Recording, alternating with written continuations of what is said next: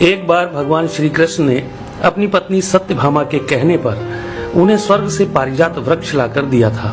तब सत्यभामा को इस बात का अभिमान हो गया था कि वह सबसे अधिक सुंदर है और भगवान श्री कृष्ण की अति प्रिया भी है। इसी कारण उन्होंने उन्हें पारिजात वृक्ष लाकर दिया है। इसी प्रकार सुदर्शन चक्र ने जब एक बार इंद्र के वज्र को निष्क्रिय कर दिया था, तब से उसे भी यह अभिमान हो गया था कि भगवान के पास युद्ध में जब कोई उपाय नहीं बचता है तो वह उसकी ही मदद लेते हैं। इसी तरह भगवान का वाहन गरुड़ भी यही समझने लगा था कि भगवान मेरे बिना कहीं जा नहीं सकते, क्योंकि मेरी गति और मेरे बल का कोई मुकाबला ही नहीं कर सकता है। इन तीनों के इस अहंकार को तोड़ने के लिए एक दिन भगवान श्री कृष्ण ने हनुमान जी का स्मरण किया था। उनके स्मरण करते ही हनुमान जी तत्काल द्वारिका आ पहुँचे थे। भगवान श्री राम और भगवान श्री कृष्ण एक ही हैं, यह तो हनुमान जी जानते ही थे। साथ ही वह यह भी जान गए थे कि भगवान श्री कृष्ण ने उन्हें किस कार्य के लिए बुलाया है।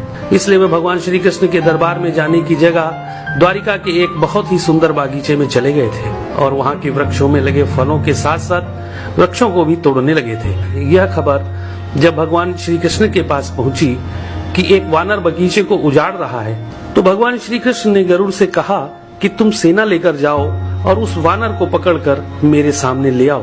तब बल के अभिमान में भरे गरुड़ ने यह कहा था कि प्रभु, एक मामूली वानर को पकड़ने के लिए सेना की क्या जरूरत है, मैं अकेला ही उसे पकड़ लाता हूँ। ऐसा कहकर गरुड़ उड़ते हुए उस बागीचे में पहुँचे जहाँ हनुमान जी वृक्षों को उखाड़ रहे थे। तो गरुड़ ने उन्हें बिना जाने ही उनको पकड़ने का प्रयास किया था।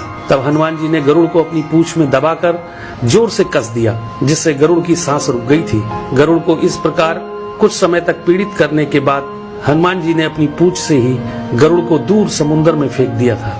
तब गरुड़ बड़ी मुश्किल से खुद को संभालकर भगवान श्री कृष्ण के दरबार में वापस आकर यह बोले थे कि प्रभु, वह कोई साधारण वानर नहीं है, इसलिए मैं उसे पकड़कर नहीं ला सका। यह सुनकर भगवान श्री कृष्ण ने कहा कि वह अवश्य ही श्री राम जी के भक्त हनुमान होंगे।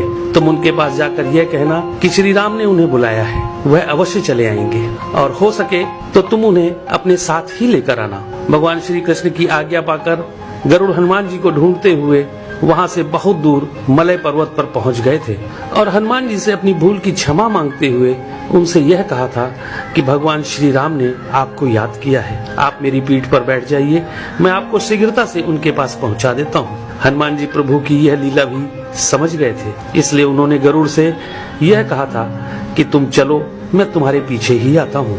इधर द्वारिका में भगवान श्री कृष्ण ने राम का रूप धारण किया और सत्यभामा के साथ सिंहासन पर बैठ गए थे और सुदर्शन चक्र को यह आदेश दिया कि तुम द्वार पर रहो, बिना मेरी आज्ञा के कोई भी अंदर न आने पाए। तभी हनुमान जी द्वार पर पहुंच गए थे तो सुदर्शन ने उन्हें रोकते हुए यह कहा था कि तुम बिना आज्ञा के अंदर नहीं जा सकते हो। तब हनुमान जी ने सुदर्शन चक्र को पकड़कर अपने दांतों में दबा लिया था और अंदर चले गए थे। हनुमान जी ने सिंहासन पर बैठे भगवान श्री राम को प्रणाम करके उनसे यह कहा था कि प्रभु, माँ कहाँ है?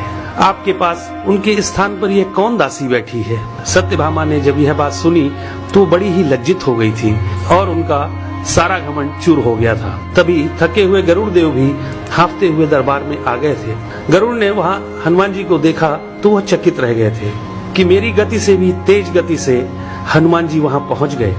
इस प्रकार गरुड़ का बल और गति दोनों का अभिमान चूर हो गया था। तभी श्री राम रूपी कृष्ण ने हनुमान जी से यह पूछा कि तुम अंदर कैसे आ गए थे? तुम्हें क्या द्वार पर किसी ने रोका नहीं था? तो हनुमान जी ने कहा, सुदर्शन चक्र ने मुझे रोका तो था, परंतु मैं आपके दर्शन में विलंब कैसे कर सकता था, इसलिए मैंने उस सुदर्शन चक्र को अपने दांतों में दबा लिया था। यह कहकर हनुमान जी ने अपने मुंह से दबे हुए सुदर्शन चक्र को निकालकर प्रभु के चरणों में डाल दिया था। इस प्रकार सुदर्शन चक्र का भी सारा घमंड समाप्त हो गया था।